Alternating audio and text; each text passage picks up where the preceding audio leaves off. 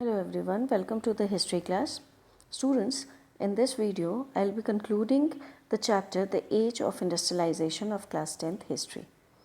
In my previous videos, I have discussed about the proto-industrialization phase in England, how the industrial development took place in England, its effect on the society, how it expanded, especially in the field of textile industry.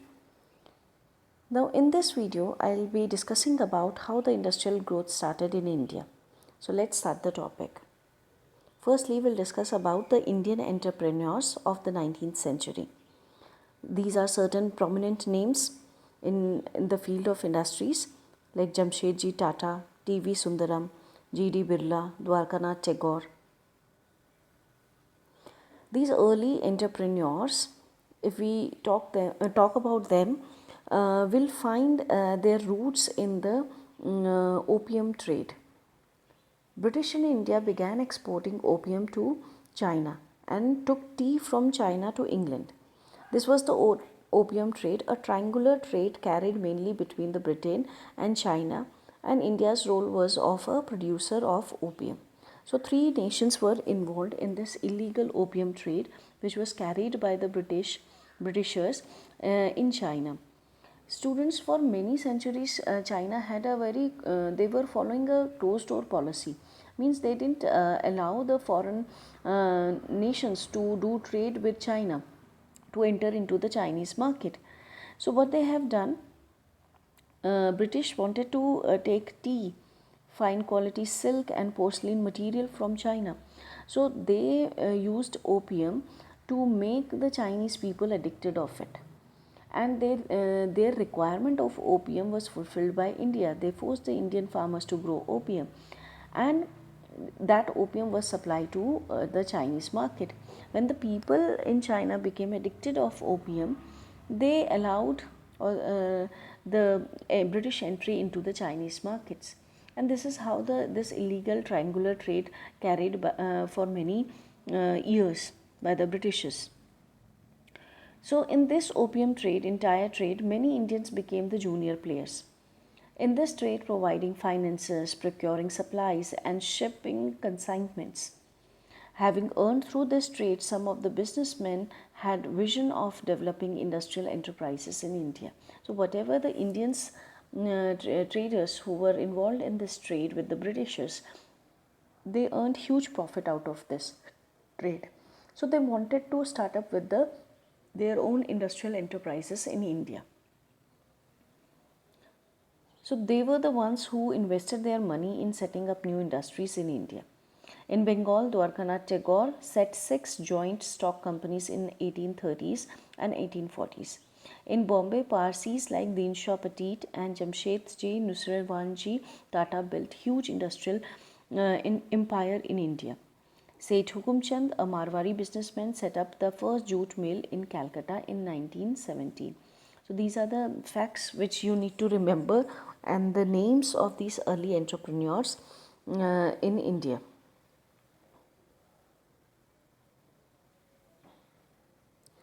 Where did the workers come from?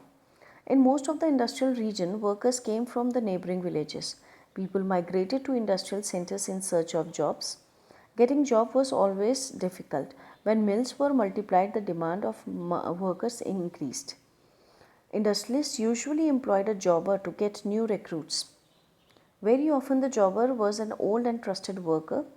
He got people from his village, ensured them jobs, helped them to settle in city, and provided them money in times of crisis. The jobbers therefore became an authority and began demanding money and gifts for his favor. Now, the role of jobber and question on jobber comes in paper. Many times students get confused with gomastas and jobber. So one thing that you need to remember is gomastas were English paid servants of East India Company, whereas the jobbers were all trusted Indian employee of the industrialists, and their role was to bring more recruits, more workers in the industry. So this thing you need to remember.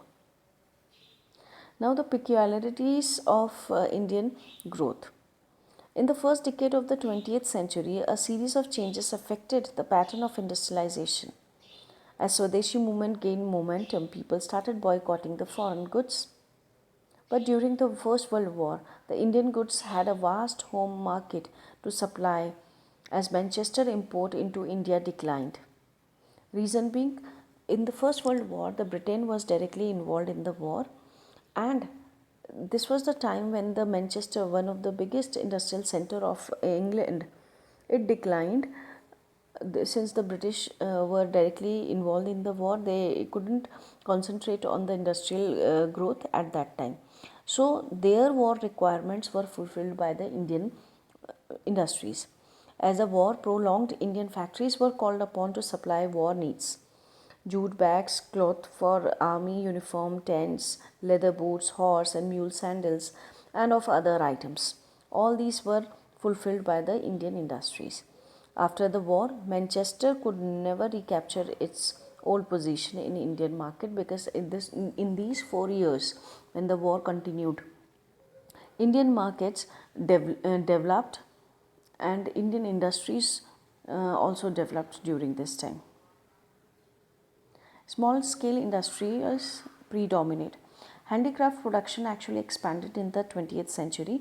This was partly because of technological changes that occurred during that time. By 1941, over 35% of handlooms in India were fitted with flying shuttle. There were several other innovations that helped weaver to improve their productivity and compete with the mill sector. The demand for the finer varieties brought by the well-to-do was more stable. For example, the demand of Banarsi and Balachuri saris never declined. Means there are a class of people, high-class people, who were constantly having the demands of these products.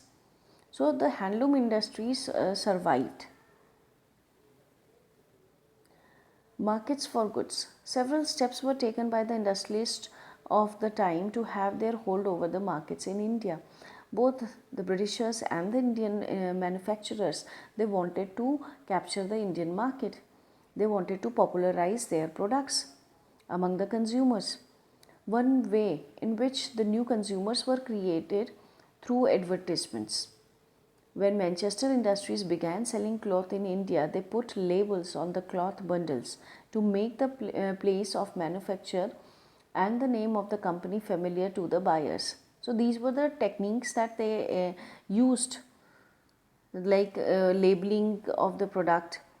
The label was also to be a mark of quality. When buyers saw "Made in Manchester" written in bold, they were expected to feel confident about buying the products. Right? So this happened. So the Britishers, they were putting this label of "Made in Manchester" to ensure the buyers that the product is good. Sometimes the labels were illustrated and have images of gods and goddesses to give divine approval to the goods being sold. So these were the techniques that they adopted. By the late 19th century, manufacturers were printing calendars to popularize their products, like the images of gods, figures of important personage, or like emperors and nawabs advertisements and calendars. The message was very clear that the product being used by the royal figures, its quality could not be questioned. So this is how they used to persuade the buyers. Advertisement also became a vehicle of the nationalist message of Swadeshi. So when these things were influenced by the national development that was taking place at that time. So whatever that was happening in the nation reflected in these activities. Here are certain advertisements, how they use the divine figures.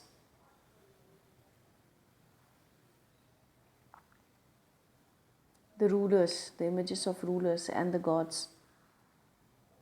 So this is how the industrialists of the time, the Indians and the foreigners, they try to persuade the consumers to buy their products. With this, we have finished the chapter.